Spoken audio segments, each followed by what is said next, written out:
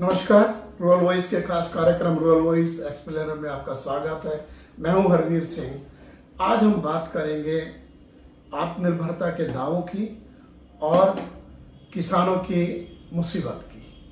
असल में सरकार पिछले करीब 7-8 साल से कोशिश कर रही है कि देश को दालों के मामले में, उत्पादन के मामले में आत्मनिर्भर बनाना है, क्योंकि हमें आयात करना पड़ता है। और आयात में क्योंकि भारत सबसे बड़ा उत्पादक और उपभोक्ता होने के बावजूद आयात करता है और उसके चलते दुनिया भर में दालों की कीमतें बढ़ जाती हैं। हमने ये भी कहा कि अफ्रीकी देशों में जाकर के दालें हम पैदा करेंगे, लेकिन सवाल है कि जब हमारे देश में किसान दालों का उत्पादन करता है तो उसे क्या झेलना पड़ता है। दूसरे, चारों तरफ आजकल ट्रंप के टैरिफ की बात हो रही है कि ट्रंप अमेरिका को निर्यात होने वाले उत्पादों पर कैसे टैरिफ लगाए और भारत के साथ कैसे नेगोशिएट करें। एक दबाव है। हालांकि सरकार ने संसद में कहा है कि अभी हमने कुछ नहीं कहा। उसके पहले अमेरिकी राष्ट्रपति ट्रंप का बयान आ गया था कि भारत अपने टैरिफ कम करने को मान गया है। और एक बड़ी बात है, क्योंकि पिछले दिनों उनके एक मंत्री भारत में थे, उन्होंने खुद कहा कि भारत को कृषि उत्पादों का बाजार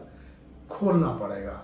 लेकिन यहाँ एक पक्ष ये भी है कि शायद दालों के मामले में अमेरिका का कोई ऐसा उत्पाद हमारे देश में नहीं आता। ये बात अलग है कि कनाडा, रूस और ऑस्ट्रेलिया से हम लोग दालों का आयात करते हैं। उसके अलावा अफ्रीकी देशों और म्यांमार से बड़े पैमाने पर आयात करते हैं। 2 दिन पहले यानी 10 मार्च को सरकार ने 2 नोटिफिकेशन जारी किए। उसमें कहा गया कि जो पीली मटर है उसका शुल्क मुक्त आयात 31 मई 2025 तक बढ़ा दिया गया है। उसके साथ ही सरकार ने कहा कि देश में उड़द की कीमतों को स्थिर बनाए रखने के लिए उड़द का आयात देश में शुल्क मुक्त आयात 31 मार्च 2026 तक अगला 1 साल और आयात किया जा सकता है सस्ते दामों पर, बिना कोई शुल्क लगाए। दूसरी तरफ हमारे देश में जो दालें हैं उसको लेकर के पिछले दिनों मूंग की उपज को सरकार ने खरीदने में कोताही बरती, किसानों को एमएसपी से नीचे बेचना पड़ा। अभी मसूर की नई आवक हो रही है और मसूर के दाम सरकार के मुताबिक जो न्यूनतम समर्थन मूल्य है वो 6,700 रुपया प्रति क्विंटल है चालू रबी सीजन के लिए, जबकि दालें इससे करीब नई आवक जो है मसूर की वो 800 से 1,000 रुपया क्विंटल नीचे बिक रही है। सरकार ने मसूर के ऊपर इसी 10 तारीख को 11% का आयात शुल्क लगाया है, लेकिन एक्सपर्ट्स का मानना है कि 11% से सस्ता आयात नहीं रुकेगा और इसीलिए जो देश के उत्पादक किसान हैं उनको वाजिब दाम नहीं मिलेगा। दूसरे, पीली मटर का बहुत बड़ा इस्तेमाल चने के विकल्प के रूप में किया जाता है।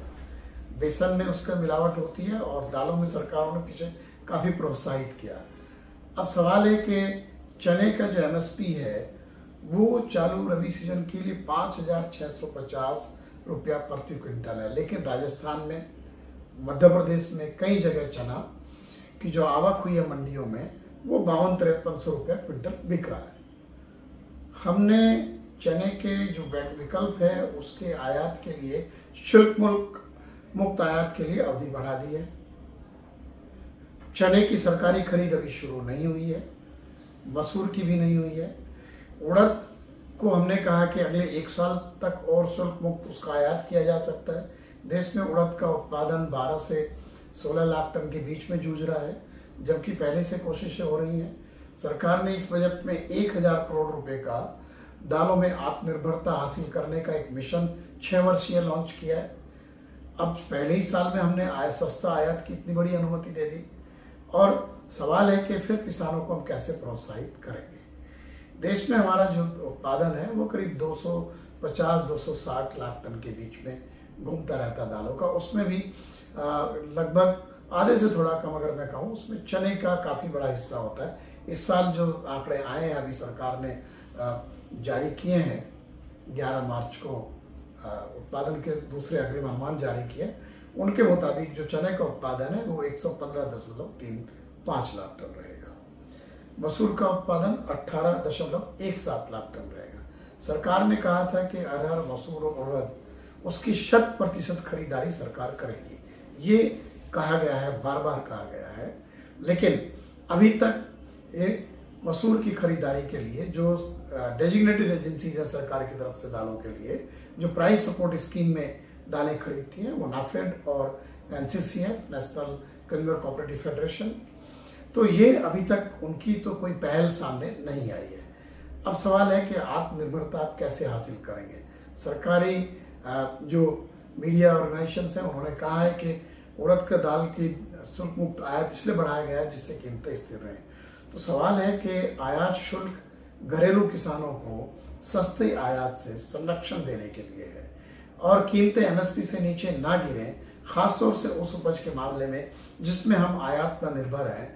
हम किसानों को प्रोत्साहित करने की कोशिश कर रहे हैं या सिर्फ दिखावा कर रहे हैं। तो ये सरकार का जिम्मा है कि इतने लिबरल जो नीति है आयात की दालों में, उसके बजाय किसानों को आप क्या प्रोत्साहन दे रहे हैं कि हम लोग अपनी जरूरत की दाल हमारा किसान देश में पैदा करे और उसे अपने उत्पाद एमएसपी से नीचे नहीं बेचना पड़े। अदरवाइज जो हम बात करते हैं आत्मनिर्भरता के, आप मिशन चला लीजिए, उसके लिए आप उतनी बड़ी बड़ी घोषणाएं कर लीजिए।